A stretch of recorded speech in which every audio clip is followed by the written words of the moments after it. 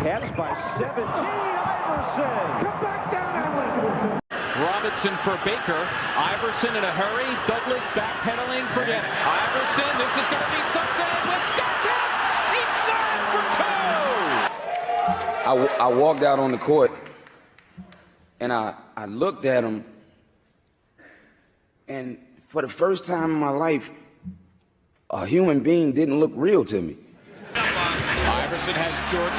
The crowd is into it. I always told my friends growing up, you know, that if I ever got an opportunity to try my move on the best that ever played the game, that I would.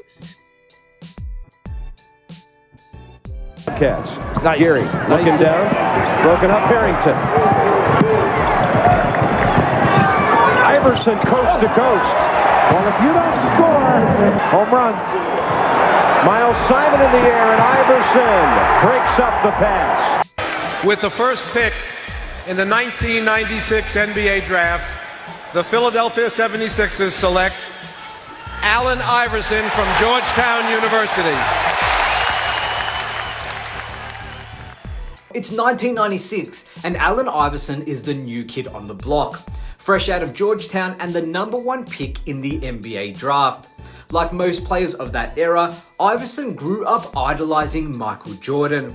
MJ was a gold standard, 6 NBA titles, multiple MVPs, and the face of basketball. But here's the thing, even though AI admired Jordan, when it came time for their head-to-head matchup, he wanted to prove that he belonged. I mean, I was excited, you know, because I'm thinking, you know, we have a chance to play the world champions, and, you know, the day will come where I'll step on the court with, in my eyes, the best basketball player that ever stepped on a basketball court. And it was just an exciting moment for me, and it was something that I treasured for the rest of my life. Iverson's teammates were having some fun with him before the game, saying he wouldn't just play to his usual level because, let's face it, he was up against his idol and his hero. But AI wasn't having it. And I got a lot of flack from my teammates, you know what I mean? Because they were like, you know, basically teasing me like, you're not gonna play your game tonight, huh? Because you're playing against your guy. You're not gonna come with it, huh? I'm like, nah, you know what I mean? So I was being this tough guy with them, you know what I mean? But then I walked out there and saw him. I was a fan. I mean, that's what I've always been. And I'm thinking he glowing or whatever, and I'm looking down, I'm like, damn, he got on the Jordans. Do you remember which J's he had on? He had on the, I don't know what number, because I done stopped keeping up with the number, but the white ones with the 12s. It was crazy. I put the wristband on and all that, and I'm looking at all that, because that was my guy, that was my hero. But once they Tipped the ball. threw that ball in the air, like, you gonna remember 23 tonight, like you always have. But when you leave here, you gonna remember number 3 too. Now that's classic Iverson, fearless, even when facing the best in the world. So how did that first matchup go? And one guard, 6 foot, from Georgetown, Allen Iverson. Iverson lets it go for 3. Well, how about that? Well, MJ showed Iverson why he was still the king.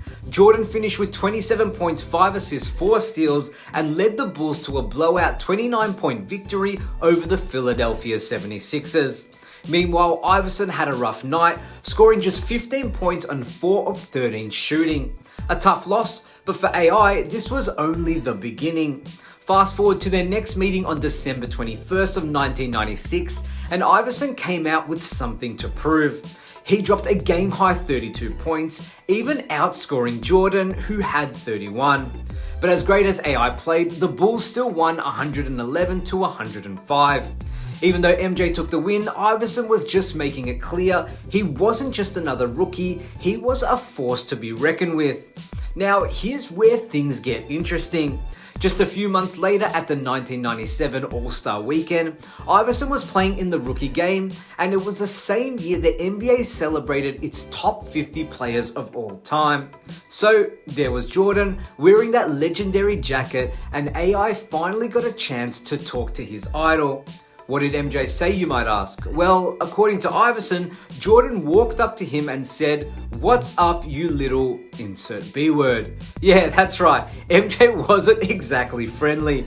AI later said that he looked at him like, "All right, man, I guess what else could you say to that?" The first time I ever talked to him was that year playing in the rookie game. I'll never forget it because he said, "What's up, you little bitch?"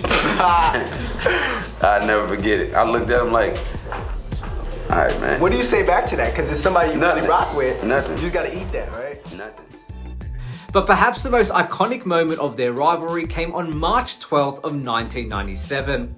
In this game, AI delivered the crossover heard around the world. He faked right, crossed left, and left Michael Jordan, yes, the GOAT, flat-footed as he drained a jumper.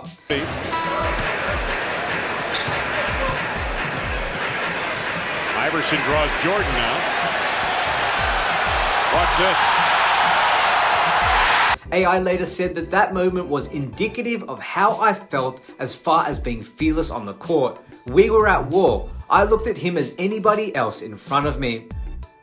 I mean, it was against, it was against Black Jesus. And I always told my friends growing up, that if I ever got an opportunity to try my move on the best that ever played the game, that I would.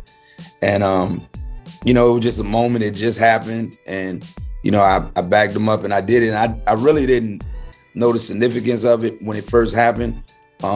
Because I was just into the game, just playing the game. But then in the aftermath of everything, seeing it all on ESPN and, all on the news and everybody talk about it, I was like, oh, yeah, I really did something. But, thinking back on it, I had got guys way worse than that, but it was just the fact that it was him. You know what I mean? And the crazy part about it is he still almost blocked it. I know. That's the testament of how tough he was and how great he was. But AI didn't just stop at the crossover. He went on to outscore MJ that night, dropping 37 points on an insane 65% shooting. Jordan, meanwhile, finished with 23 points, shooting just 37% from the field. Despite AI's heroics, the Bulls still pulled out the win, 108 to 104, but it was clear Iverson wasn't just trying to be Mike, he was trying to beat Mike. So what do you take from all of this? Iverson may have idolized Michael Jordan, but when they hit the high-wood, Iverson wanted to prove that he belonged. That legendary crossover and his fearless attitude showed that even though Jordan was the GOAT in his eyes, Iverson wasn't backing down for anyone. It was the beginning of a rivalry built on mutual respect and a defining moment in both of their careers. If you enjoyed this video, let me know what you thought in the comments below. And don't forget to like, share, and subscribe for more upcoming videos and NBA content. My name is Damian Peters. As always, thank you so much for watching, and I will see you next time. You want to be fast like Isaiah, and you want to shoot like Bird, rebound like Barkley, pass like Magic, be dominant like Shaq. But man, I wanted to be like Mike.